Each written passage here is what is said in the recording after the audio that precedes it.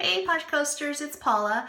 One of the things that was a request from some people on what I should do these training videos on was vendor events. So I'm going to go ahead and briefly talk about vendor events today. Yesterday I got called the queen of vendor events by a friend of mine, which is not exactly true. I do a lot of them, and I've done a lot of vendor events over about the last year and a half or so. I found a lot more in New York than I've found here in California. But I over time finding out where more and more events are here in California, and they're really great. What's been really good here is that we can do them all year round outside. That was one big thing in New York was during the winter, vendor events were awful because they couldn't be outside, obviously, and the indoor ones, nobody came because the weather was bad. And that's the great thing about here is weather's always nice, so people like to come out. So where do we find vendor events? I mostly find them through Facebook.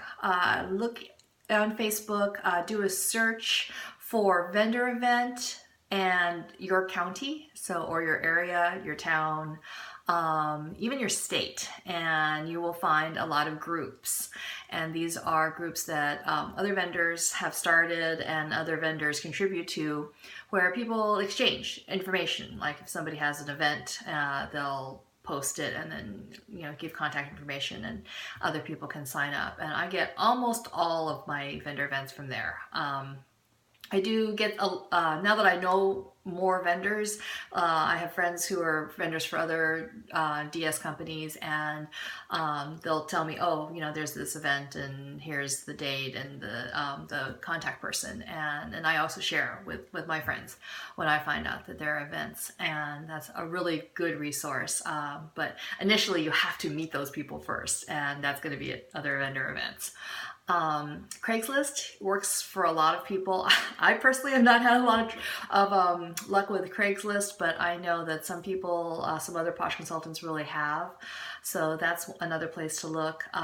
Look on the online version of your local newspaper because they'll have like upcoming local events, and sometimes people find things through there. So.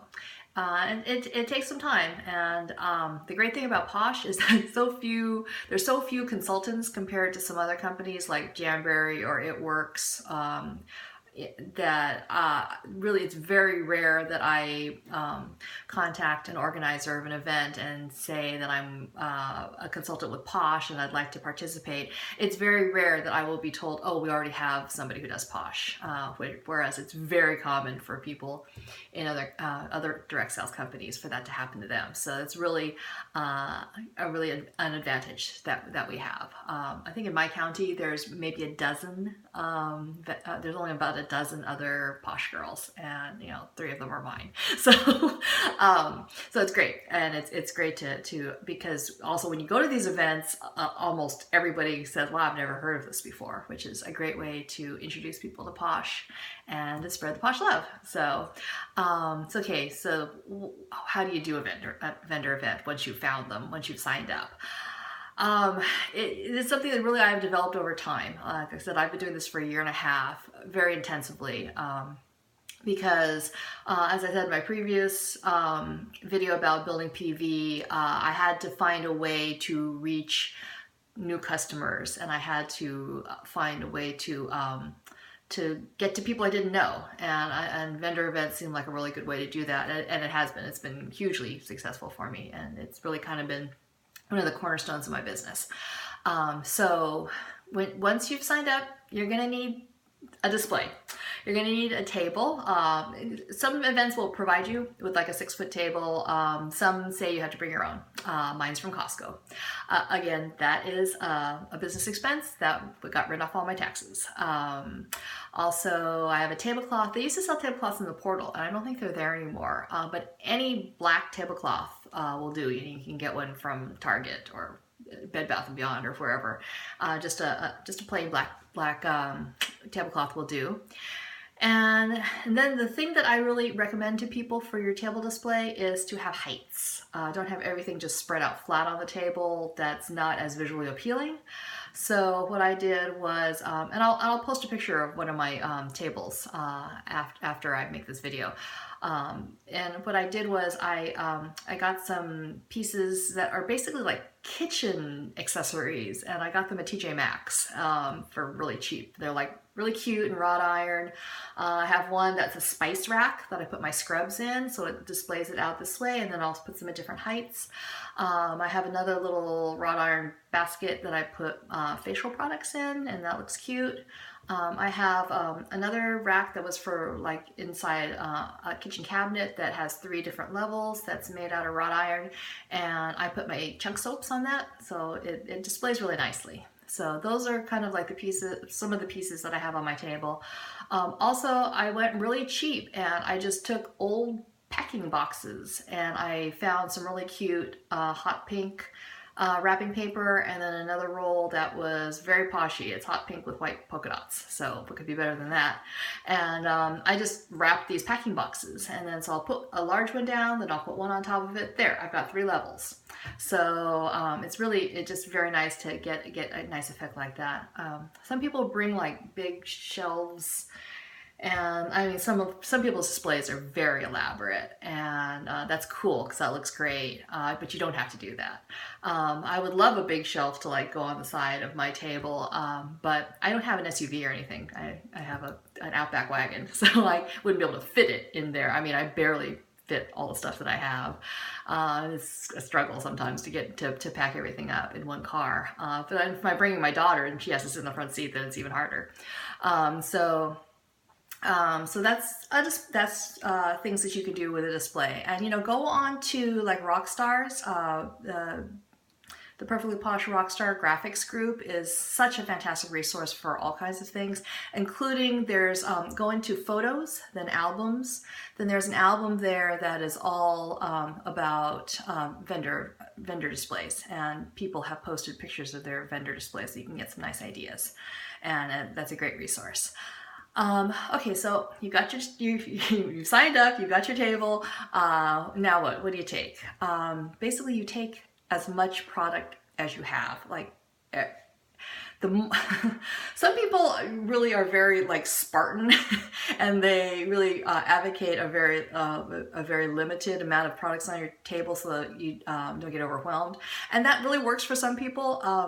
I personally like to have, well, you don't have to do this, but I personally like to have every single product Posh makes on my table, which is a lot because I have some retired stuff on there still because I still have that product. And I always have all the new stuff because, well, every time I think I'm going to pare down my table, I think, well, if I take one thing off the table, that might have been the one thing somebody would have wanted to buy.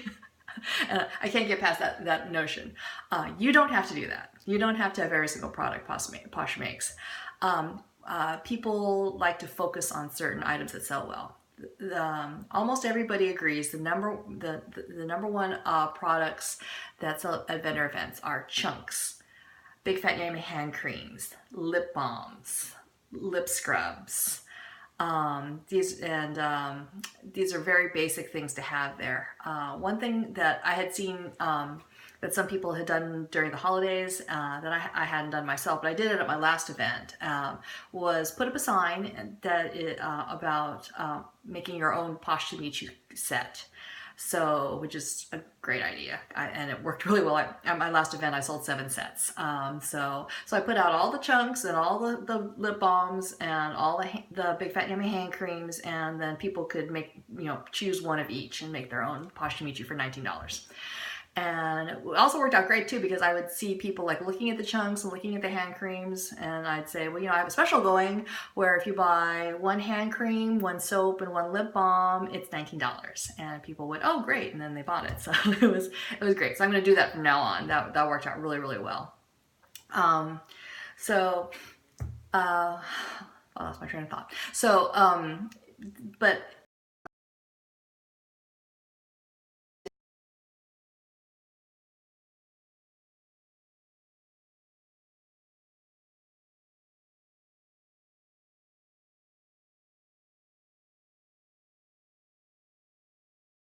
spatulas or little testing spoons, or what I get is craft sticks. I get a box of 1,000 craft sticks from Michaels, and it's like $6 for 1,000, and that lasts a really, really long time. So you have to do sanitary sampling. So you sample just a tiny, tiny smidge of lip scrub. You know it's all you need, and give that to people, and they love it. Lip scrub, really sells well for me at events. Um, other products tend to sell better at different times of the year. For gifts, body scrubs sell really well for me during the holidays, because people, for whatever reason, really like to give those as gifts. AMUs, all mixed up bath mixes, sell really well for me during the holidays, because people want to give those as gifts. I like to put a sample basket on my table too, as kind of the centerpiece, and then I have a sign on it that says, "Let me make a basket for you." And I've sold quite a few things that way. I'll take little organza bags, although not the little ones, the kind of bare ones, and I'll stick a couple products in there with some tissue paper and set those out. I sold so many of those during the holidays. Actually, not so much this last year, but the year before, when I was in New York, I sold so many of like a chunk and a lip balm, or a face mask and a lip scrub, and people just kind of want to just grab and go gifts, and I sold a ton of those. Mother's Day is coming up. I'm hoping to do well with some little groupings that would be good for Mother's Day gifts. But I'll tell you my number one vendor event secret, and that's hand cream. I personally do Honey Honey hand cream because it's my personal favorite. So people will be walking by your table, and sometimes they kind of glance over and you'll smile and say hi. And my magic words that I use every single time was, "Would you like to try some hand cream?" And that gets them to stop. Even if it's to say no. Because sometimes they do say no. They're, "Oh, no, it's okay. I just have put some on." But then they stop at the table and they'll look at something else, which can work out great. It can definitely result in a sale. But I always say, "Would you like to try some hand cream?" is the magic sentence to get people to stop. The other thing that I get people to stop, even if they don't want to try hand cream, or they don't really seem all that interested, is I put a little bucket with drawing slips, and I give away a $20 product credit, and I have a sign that says, "Enter my drawing for a $20 product credit," and I have that on the side of the table, and even if people don't seem like they're stopping for the hand cream, I'll say, "I'm having a drawing for a $20 product credit. Would you like to fill out a slip?" And sometimes that'll get them to stop, and then sometimes they'll start looking at a product. The number one thing is to be really approachable. Don't sit down the whole time. I'm hopping up and down all the time at events because, some of them are really long, so you have to sit down sometime. But if anybody seems like they're interested, I hop right up, because I think that seems so much more approachable, rather than somebody sitting on their butt behind their table on their phone. Who wants to stop for that?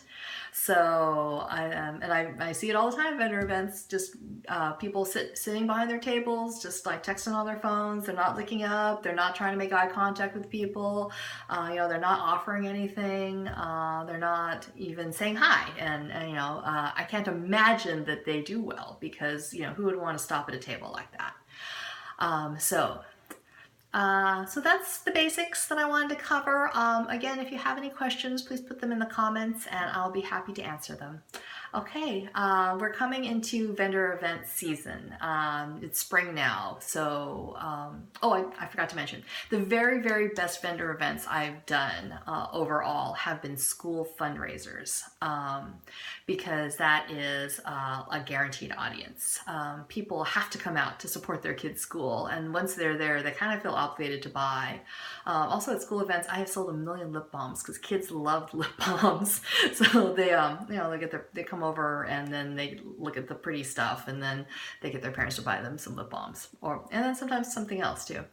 So look, ask around if your particular kid's school isn't having anything. Ask around your friends if your friends' kids go to different schools, ask around. Elementary schools are the number one, and it is really hard for me because I don't have elementary school kids anymore. But that's always been my absolute best events, especially around the holidays. So again, we're kind of coming into the spring season, and then there'll be a lot of events during the summer, but the absolute best time to do vendor events is before the holidays. There are a lot of them, and they tend to do really well because people are buying for gifts.